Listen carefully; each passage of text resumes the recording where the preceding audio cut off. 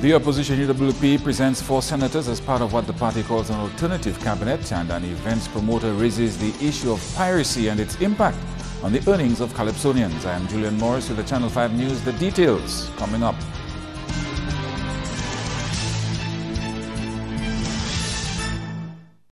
Cashwiz is the one-of-a-kind pawn shop in Dominica. We'll trade all your old and used appliances for cash, grant loans applicable to the value of your vehicle and other appliances. A community service-oriented organization actively involved in building communities and empowering the young, while partnering with social groups for nation building. So come to Cashwiz Dominica on the corner of Stibble Street and St. Johnson's Avenue, Pottersville, Roseville. Call us today at 440-5555. Check us out on Facebook or email dominica@cashwiz.com. Introducing the Ashley Collection at Quartz. Quartz has joined with Ashley Furniture, the #1 selling home furnishings brand in America, to bring you the most extraordinary furniture selection at unbeatable prices. It's now easier than ever before to find that perfect furniture piece for your home. And what's more, you can add that special touch with the right accent piece from our range of designer accessories from Ashley. Create the perfect look for your home with the Ashley Collection at Quartz. Quartz, bringing value home. Visit the new Ashley Gallery at our Roseau store. Strong preparation. Strong concentration. Strong teamwork. Strong nerve. Strong performance. Strong oil. Volkswagen recommends Castrol Edge, our strongest oil. Castrol, it's more than just oil, it's liquid engineering. The magic of mobile insurance is at your fingertips. Download the Beacon Buddy app today to renew your insurance and check on your claims from anywhere in the world. Don't worry, get happy. Beacon will cover you and we'll always see you through. We'll be there for you.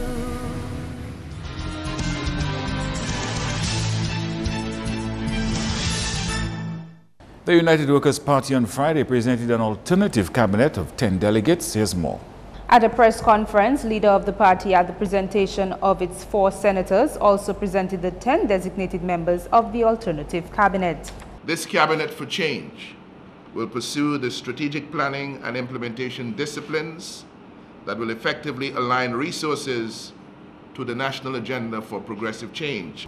The designations are as follows: Lennox Linton, Finance, Foreign Affairs, Diaspora Affairs, Public Service, Social Security and National Security; Joseph Isaac, Tourism, Aviation, Ports, Urban Revitalization and Cultural Industries; Joshua Francis, Attorney General, Legal Affairs, Immigration, Labor and Kalinago Affairs; Danny Luge, Health, Wellness and Sports; Ezekiel Bazil, Agriculture, Lands, Forestry and Marine Resources; Hector John, Education, Human Resource Development, Information and ICT; Dr. Thompson Fontaine, Economic Planning and Development, Employment, Trade and Enterprise Development; Isaac Baptiste, Housing, Physical Planning, Energy and Environment; Monel Williams, Community Development, Social Transformation and Youth Empowerment; Felix Thomas, Communication and Works, Public Utilities, Water and Mineral Resources. The opposition leader also presented the names of the 4 selected senators to serve for 2 years in the first instance. They are Monel Williams, Dr. Thompson Fontaine, Felix Thomas and Isaac Baptiste. Linton says the 2-year period is consistent with the party's policy to rotate the senatorial positions through the 5-year term. These 4 senators designate will join the 6 members of the United Workers' Party elected to Parliament on the 8th of December 2014. Those being Joseph Isaac, Joshua Francis, Danny Luge, Ezekiel Bazil, and yours truly. In other news now, technology is expected to be at the center of government's efforts to change the quality and delivery of education in the country. The Honourable Minister for Education, Peter Saint-Jean, says the Prime Minister's election campaign promise to provide tablets to students is part of that process. Saint-Jean says the technology includes computers, tablets and even the controversial cell phone, which he says must not be banned from the school environment, but instead should be managed. The government of Dominica is going to launch a massive use of technology at all of our schools, and we are going to start with students, all students at the secondary level and at the state college, with the introduction of tablets to those students. Of course, the primary schools will also be included, but in the second phase. The minister says in the area of infrastructure, quite a bit of work is scheduled for 2015. He says the preliminary designs and estimates for the Kalibishi Primary School have been completed, a new school to be built in Tibo, and the final phase of the Dominica Grammar School to start shortly. The design and cost estimates for the Goodwill Secondary School are also complete. The UWI St. Augustine campus and the UWI Open Campus Dominica celebrated the 800th anniversary of the Magna Carta on Friday. Here's more. The event was organized by the Political Science Department of the UWI St. Augustine in collaboration with UWI Open Campus Dominica. Sir Brian Allen presented a lecture on the topic Magna Carta and its influence on human rights in Dominica. The Magna Carta was a document signed in 1215, so that's 800 years ago, between King John of England and a small group of barons. And this elite group wanted to protect their own rights. But what has become of that document is that it has served as a basis for the constitution of many Commonwealth territories. And it has also served as a basis for the political influences on global human rights in general. Following the lecture was a panel discussion led by Jelena Fontaine of Child Fund, Thomas Holmes of Caraman, and Inspector Claude Weeks of the Dominica Police Force. And the Bureau of Gender Affairs will continue discussions this year on the possibility of setting up a safe house for battered women. Victims of domestic abuse would be provided with protection and shelter at such a facility. In 2014, the Bureau of Gender Affairs recorded 114 new cases of domestic violence, 80% of which were against women. We always get this from persons and the society and the public have been saying, well, there's not a safe house. This year, this is one of the areas that we have begun to look at. We are hoping to begin this type of work. We are currently actively exploring how do we move ahead with that. In fact, this is one of the areas we have been thinking and hoping that the government of Argentina can even assist. 2 foreign experts are also expected here next month to meet with authorities. Brown says those experts have visited Dominica twice where such discussions have taken place. We prepared a draft proposal to that. We have begun doing the local discussion, the various sectors. We have put together a multi-sector organization committee to begin the discussion. We've had a first meeting. We should be meeting sometime this month, later this month, to continue the discussion. Hopefully there can be some other program or some other thing that would connect other persons. So we call it the battered women and their family. And the Ministry of Health has received a proposal for the development of a rehabilitation program for vagrants, particularly those who pose a threat to tourists. It's not for all of the vagrants, but for some of the vagrants, those who are most disturbing to the public, those who roam bayfront and around, those who sleep in the street corner, who urinate around the place. We propose that the psychiatric unit can be used as a day hospital facility, whereas to say from 8 to 4, we are willing to bring in a small number of vagrants, those we think that are most disturbed, give them an opportunity to rehabilitate, to become healthy again, to dress properly, bathe properly, clean themselves, use their hands and their minds more actively. These vagrants would also spend some time in Bounty Liverpool's program Wisdom to Know overnight and return to the APU program during the day. But while the APU is willing to assist with the daycare program for vagrants, there is concern that trying to persuade disturbed vagrants to voluntarily attend the program during the day might be somewhat problematic. We are proposing that we are willing to assist, but we know that's going to be a challenge for us also.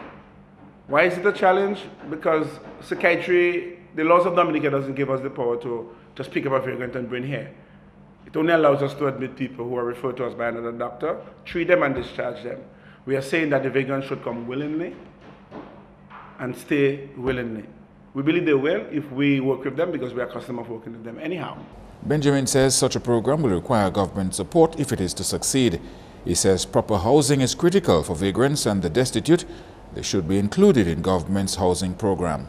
He says Dominica does not have the human resource capacity or the money to run a drug rehab facility. Therefore, patients should be referred to a facility in St. Lucia. You're watching Channel 5 News. Will continue after this. I love family traditions, don't you? The fun you have when you're all together, preparing a meal that you'll all enjoy. Having the right kitchen appliances help bring it all together, and you can find them at Quartz. Appliances that give you more, fridges that keep food fresher, stoves that cook meals better. At Quartz, you get the world's best brands at the best prices. I love that, and you will too. For small and large kitchen appliances, Quartz, bringing value home.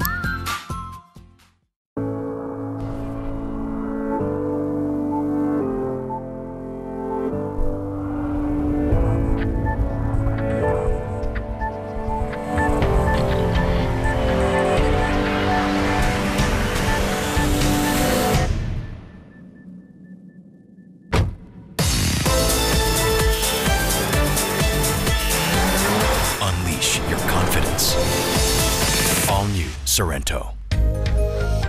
Looking for the best deals on household and electronic items? Then shop and save at the Muslim store. Prices slashed. Television at the Muslim store. Prices slashed. Washers, it's the Muslim style. Prices slashed. Laptops at the Muslim store. Prices slashed. Jewelry, it's the Muslim style. Visit us on the Bayfront today. The Muslim store. Locally born, locally grown.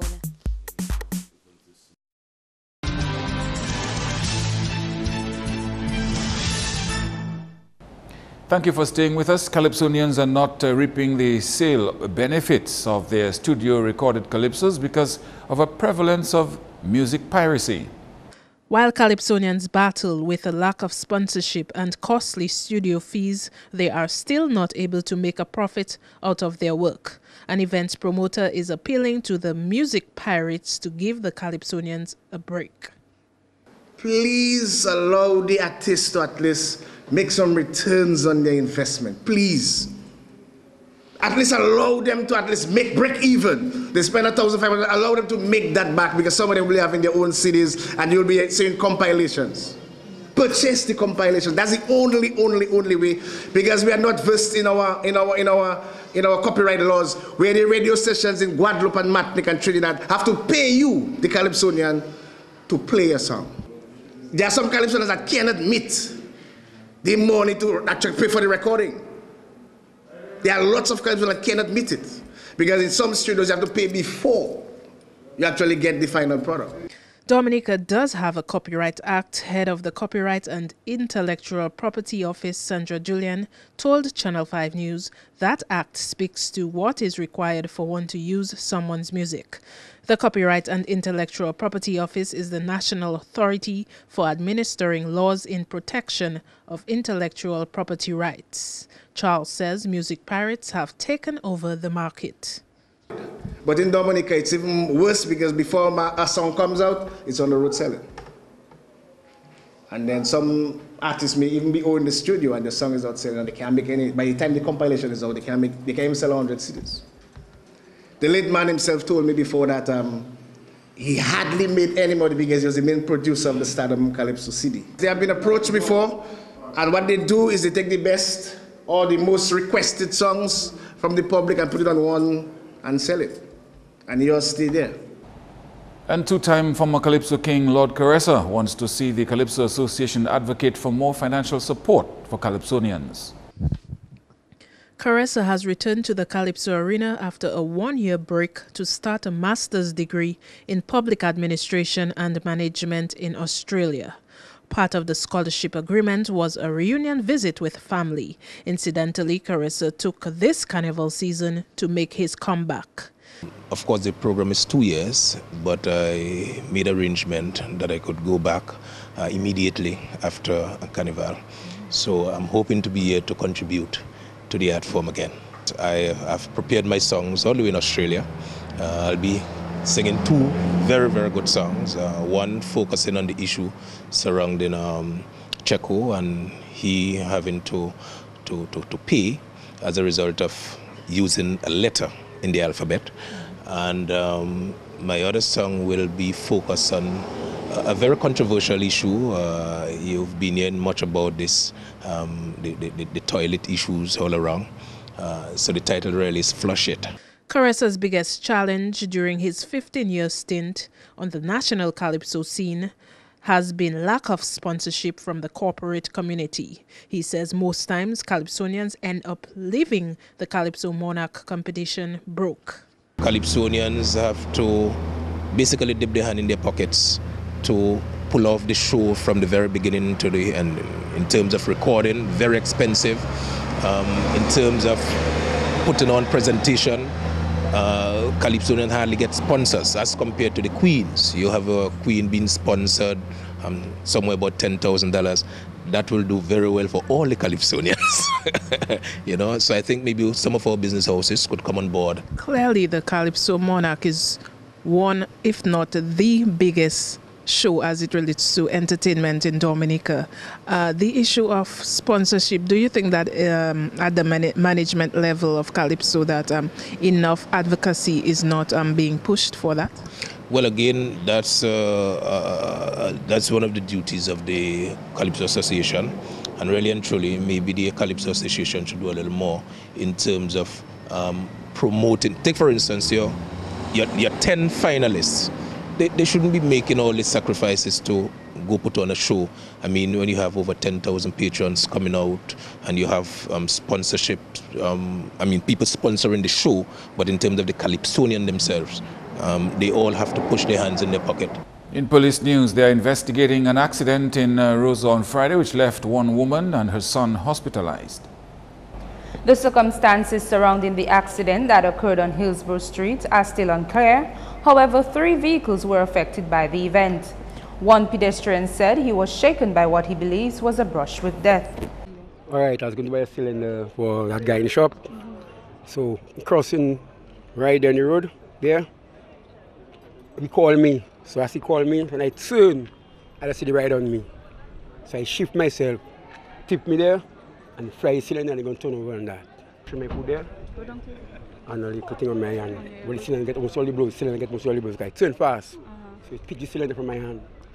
The owner of one of the vehicles impacted gave her account of what occurred. I was at work when I heard the ambulance, and when I looked outside, I realized the accident occurred in close proximity to my vehicle, so I came to check on it, and that's what I saw.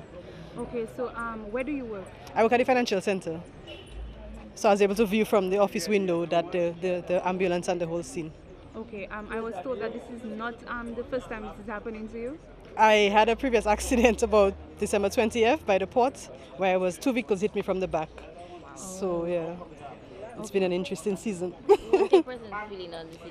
It is what it is. Grell says she will not be driving the vehicle until it is inspected, and she is assured it is sound and safe to drive. Channel 5 News has not been able to confirm the status of the young man and his mother, who were rushed to the Princess Margaret Hospital. Coming up, 8 districts compete for the District Sports Festival Championship on Sunday. Sports is next with Gavin Richards.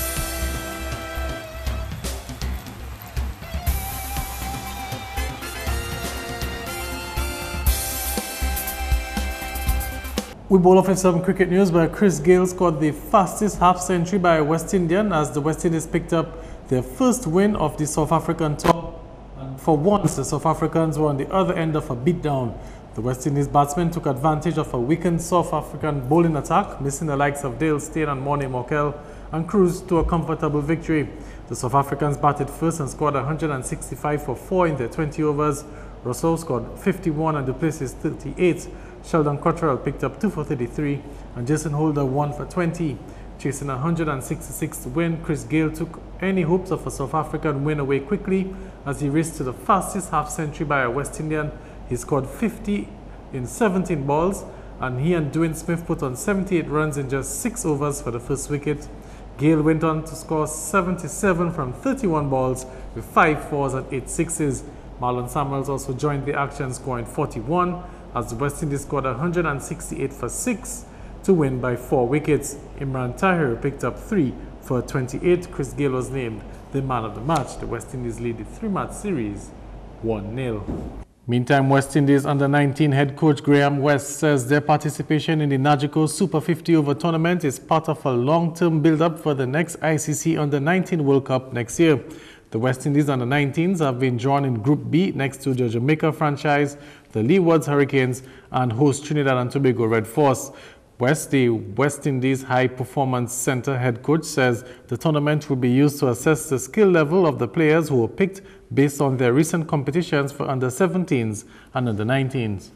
Well, initially it's going to be very much to assess where the players are at. The selectors have picked a squad based on the recent regional competitions, under-17s and under-19s. So this is very much a start point with the countdown to the World Cup in 2016. So initially, for myself and the management team, it's going to be assessing the players, identifying the strengths and where we feel they'll be able to perform in the 50 over regional competition.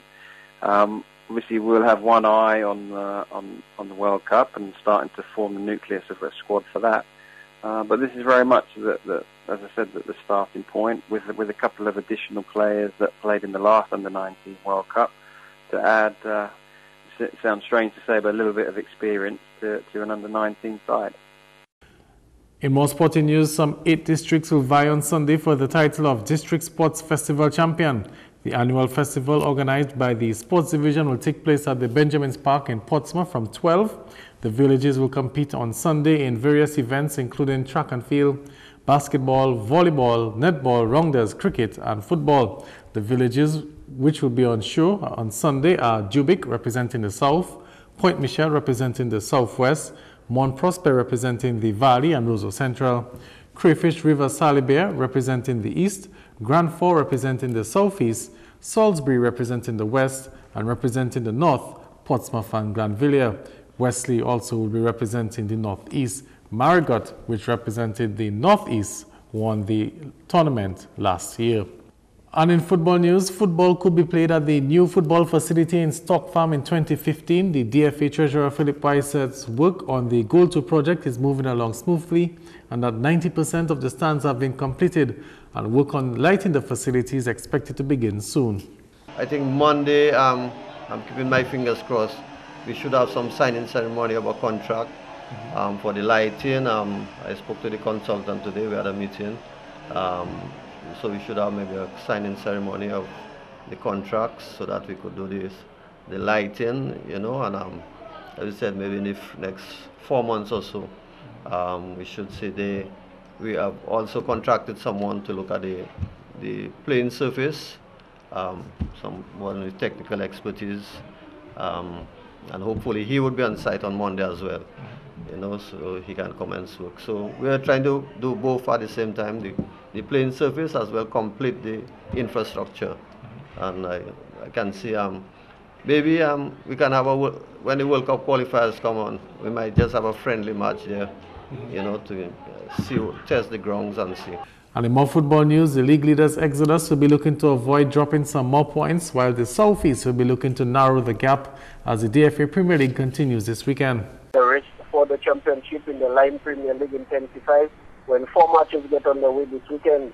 On Saturday, Harlem United will be looking to bounce back from their last defeat when they take on Gibla Football Club at the Gibla field, while at the Forey playing field it will be Icons Football Club versus Mao Soka Strikers. On Sunday, league leaders Exodus Football Club will be hoping for better results in order to maintain their lead when they come up against defending champions Northern Concrete and Steel Bombers at the Benjamin Park. While at the Pori playing field, it will be Surgical Southfields versus Scotiabank Baffert State. All matches begin at 3 p.m. And President of the Dominica Amateurs Athletics Association, Cedric Harris, has welcomed the news that 3 athletes will receive Rio Olympic scholarships to aid in their preparations for the 2016 Rio Olympics.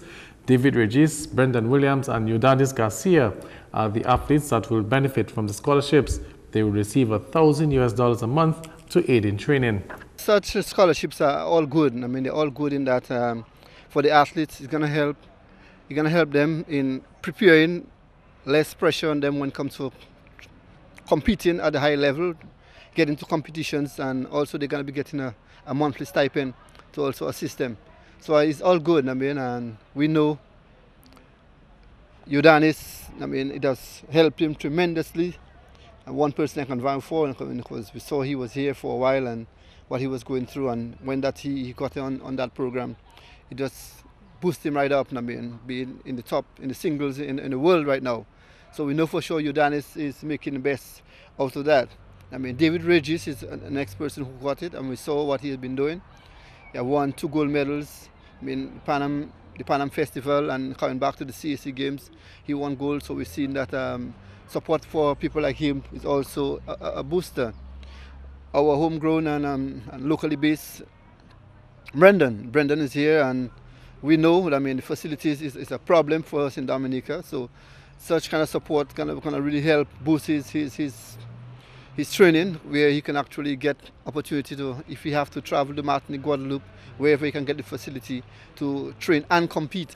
That's all the time for sports. You can join us next time. I'm Gavin Richards.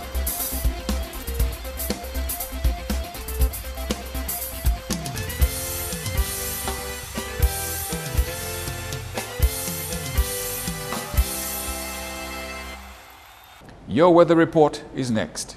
Good evening, viewers. Welcome to tonight's weather broadcast. I am your presenter, Malaika Laron. Taking a look at earlier satellite imagery, which showed low-level clouds mainly across the southern portion of the island chain. Radar imagery indicated shower activity mainly across the southern portion of the island chain.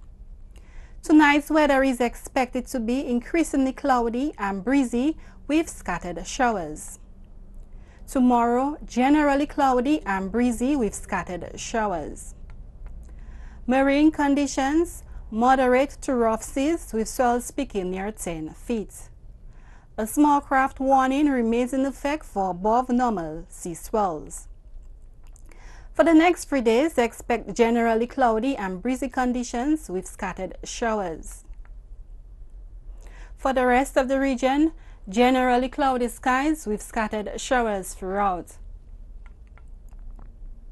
International cities forecast: clear skies in New York and Beijing, partly cloudy skies in Miami, shower activity is expected in London, and thunderstorm activity in Caracas. The sun will rise tomorrow at 6:35 a.m. and will set at 5:52 p.m. For more information, contact us at 447-5555 or visit our website at weather.gov.dm. Thanks for viewing. Have a good night.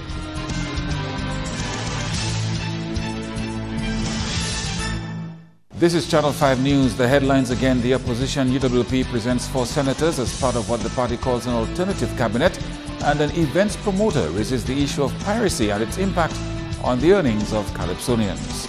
Send your questions and comments to news@marpin2k4.com. For instant access to the news, you can download the Turn Up 767 app.